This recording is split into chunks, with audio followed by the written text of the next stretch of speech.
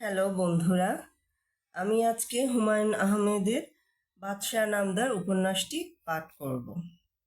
তার আগে আপনাদের কাছে ছোট্ট একটি অনুরোধ, যদি আমার গল্প পাঠ আপনাদের ভালো লাগে তাহলে আমার চ্যানেলটি সাবস্ক্রাইব করে আমার পাশে থাকবেন।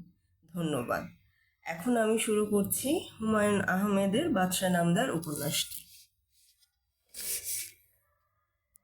বাঙ্গাল মুলুক থেকে কাঁচা আম এসেছে। কয়লার আগুনে আম পুড়ানো হচ্ছে, শরবত বানানো হবে। সৈন্ধব লবণ, আখের গুড়, আদার রস, কাঁচামরিচের রস আলাদা আলাদা পাত্রে রাখা। আমের শরবতে এইসব লাগবে। দুজন খাদ্য পরীক্ষক প্রতিটি উপাদান চেখে দেখেছেন। তাদের শরীর ঠিক আছে, মুখে কষা ভাব হচ্ছে না, পানির তৃষ্ণাবোধও নেই। এর অর্থ উপাদানে বিষ অনুপস্থিত। সম্রাট বাবর নিশ্চিন্ত মনে খেতে পারবেন। গত বছর শীতের শুরুতে সম্রাট বাবরকে বিষ খাইয়ে মারার চেষ্টা করা হয়েছিল। এরপর থেকেই বাড়তি সতর্কতা। সম্রাট তখ্ত রোয়ানে আধশোয়া হয়ে আছেন। তার মাথায় রাজস্থানী বহুবর্ণ ছাতি। তার দুদিকে দুজন বড় পাখায় হাওয়া দিচ্ছে। প্রধান উদ্দেশ্য মাছি তাড়ানো। এই অঞ্চলে মাছের বড়ই উৎপাত। রূপার পাত্রে আমের শরবত নিয়ে খিদমতগার সম্রাটের সামনে নতজানু হয়ে আছে। সম্রাট পাত্র হাতে না নেওয়া পর্যন্ত খিদমতগার মাথা উঁচু করবে না। সম্রাট পাত্র হাতে নিচ্ছেন না। তাকে চিন্তিত মনে হচ্ছে, যদিও চিন্তিত হওয়ার মতো কারণ ঘটেনি। পানিপথের যুদ্ধে তার প্রধান শত্রু ইব্রাহিম লোদি পরাজিত এবং নিহত হয়েছেন। ইব্রাহিম লোদির মৃতদেহ তাকে দেখানো হয়েছে, তবে বিরক্ত হওয়ার মতো কারণ ঘটেছে।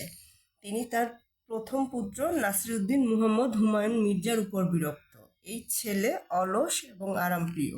সে ঘর দরজা বন্ধ করে একা থাকতে পছন্দ করে।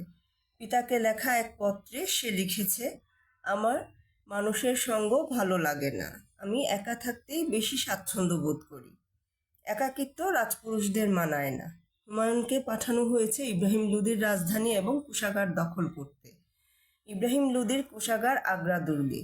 এই কাজ শেষ করতে এত সময় লাগার কথা না। সে নিশ্চয়ই কোনো ভজগট করে ফেলেছে। দায়িত্ব দিয়ে নিশ্চিন্ত থাকার মতো দায়িত্ববান হুমায়ুন মির্জা না। সম্রাট নিজেই আগ্রার দিকে রওনা হয়েছেন কাঁচা আমের শরবত খাওয়ার জন্যে যাত্রা বিরতি।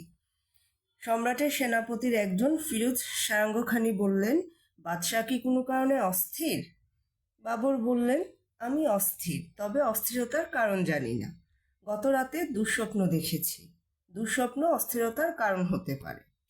ফিরোজ সারাঙ্গখানি দুঃস্বপ্ন কি জানতে চাচ্ছেন, কিন্তু সম্রাটের দুঃস্বপ্ন জানতে চাওয়া যায় না, বড় ধরনের বেয়াদবি।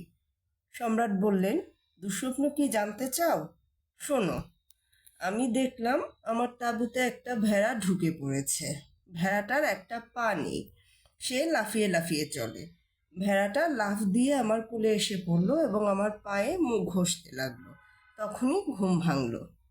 স্বপ্নের ফলাফল অবশ্যই শুভ। একটা পঙ্গু ভেড়া লাফ দিয়ে আমার কোলে এসে উঠল। এর ফলাফল শুভ কিভাবে হয়? হুজুর, মীর আবু বকরের কাছ থেকে স্বপ্নের তাবির জানতে হবে। কথা বলতে বলতে বাবর তীক্ষ্ণ চোখে তাকালেন। অনেক দূরে ধুলোর ঝড়ের মতো উঠেছে। অশ্বারোহীর দল কি ছুটে আসছে? কোনো বিদ্রোহী বাহিনী? হওয়ার তো কথা না।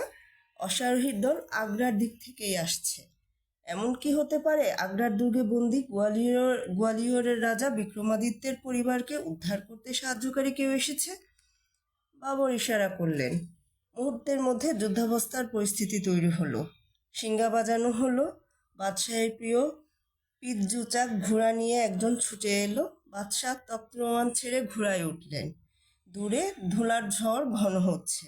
সৈন্য সংখ্যা আন্দাজ করা যাচ্ছে না। মাঝে মাঝে রোদে ঘোড়ার আরোহীদের শিরনাস্ত্র ঝলসে ঝলসে উঠছে। আজকে এ পর্যন্তই। ধন্যবাদ বন্ধুরা।